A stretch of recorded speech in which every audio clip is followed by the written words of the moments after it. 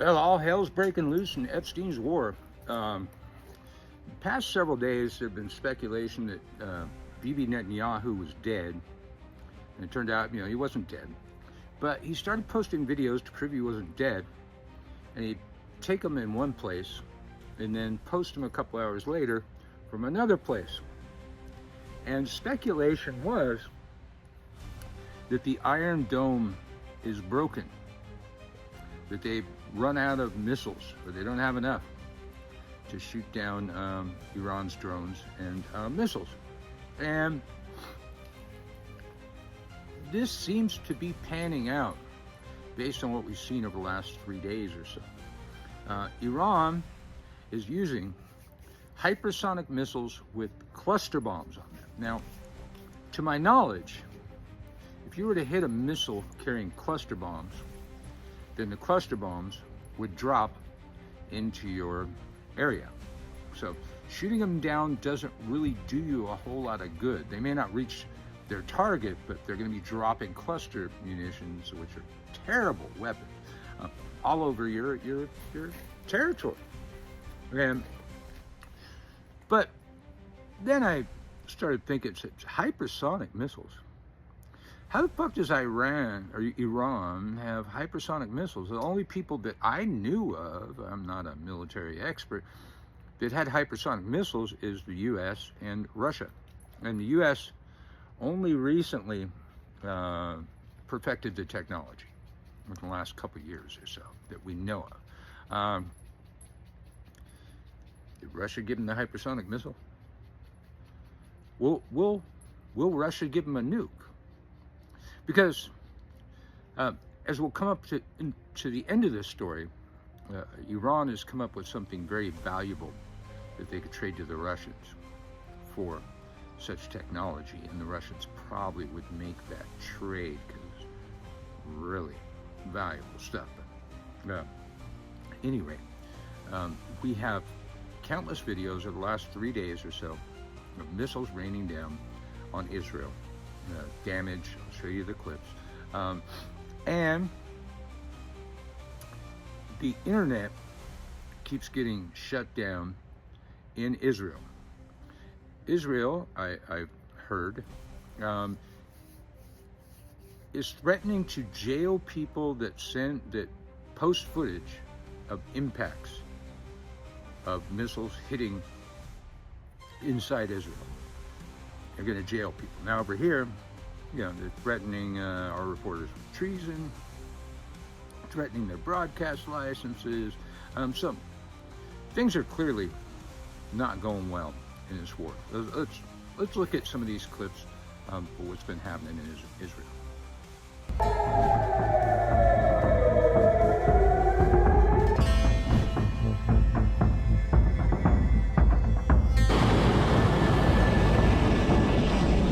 Explosions shook parts of Tel Aviv early on March 16th as Iranian ballistic missiles struck central Israel during the ongoing U.S.-Israeli war with Iran, now in its third week. Air raid sirens sounded across Tel Aviv and near Ben Gurion International Airport shortly after midnight. Multiple explosions were reported, with debris from intercepted or partially evading missiles hitting open areas and neighborhoods. Emergency responders were sent to assess damage near the airport and in Rishon LeZion. In Rishon LeZion, vehicles were damaged, a school sustained minor effects, and a fire broke out on a building roof in Shoham.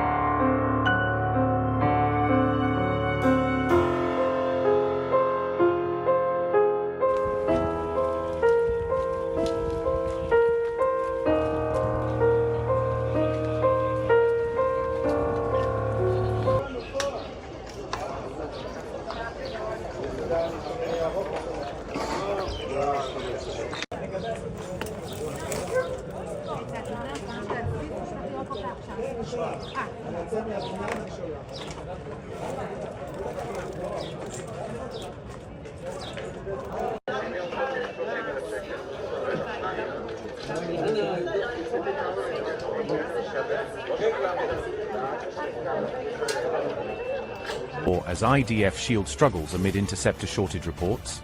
2 impacts had been confirmed so far in the latest suspected Iranian cluster bomb attack in Israel. Israel suspected an Iranian cluster bomb attack on March 16 after 2 missile impacts were reported, raising fresh fears that Tehran was again using cluster-type warheads against civilian areas. Multiple impact sites were reported in central Israel, with the Times of Israel citing officials and emergency responders who were sent to assess the damage after the latest barrage. It was described as the 3rd such impact since midnight, and the incident set off air raid sirens once again as residents in central Israel rushed for shelter. Footage from central Israel showed visible damage to a home that was reportedly hit in what officials suspected was an Iranian cluster bomb strike, adding to evidence of the destructive pattern of these attacks. No injuries were reported in this particular attack, but similar strikes a day earlier had led to more than 100 injuries, showing how serious the risks remain even when a single barrage causes only structural damage.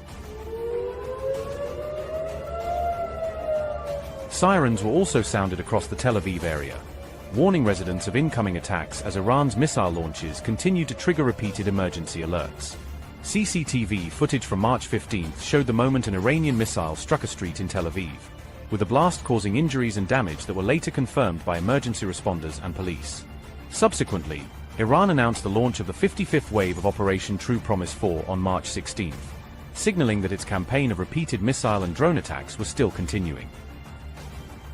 IRGC statement said, and I quote, "The 55th wave of Operation True Promise 4, codenamed O Musa bin Jafar, dedicated to the exalted martyr Mohammed Ibrahim Hemmat and the martyrs of the Mainun Islands and Talaya, was successfully carried out against targets in the heart of the occupied territories, Tel Aviv and Ben Gurion, including aerospace military production centers and aerial refueling support centers, using high-precision and super-heavy hypersonic Fateh, Ahmad, and Garda missiles, as well as attack drones. Additionally, centers of the terrorist U.S. Army located..." Now, I'm going to have to put this out to, shout out to Adam Mockler, because that's where I just learned this while I was having the dogs pull me home on the bike because they want to run and I'm not going to learn how to jog, or I'm not going to start jogging, but they really want to run. So I'm listening to YouTube. I heard this story earlier, that we had a fighter shot down. And now Iran has posted video of them hitting this fighter. Now, the pilot's okay. He was able to crash land in friendly territory somewhere, or make an emergency landing in friendly territory.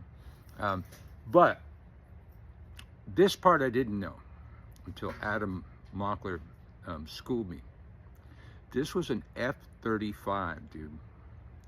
This is one of our most advanced stealth aircraft, F-35.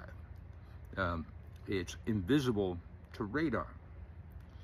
Iran apparently was able to track the heat signature of the exhaust, which I don't know who's in charge here. If you're gonna have a stealth aircraft that can be tracked by its heat signature, you don't have a stealth aircraft. You don't. A heat-seeking missile will hit that. But according to Adam, and it sounds legit, Iran now has the fingerprint of the F-35.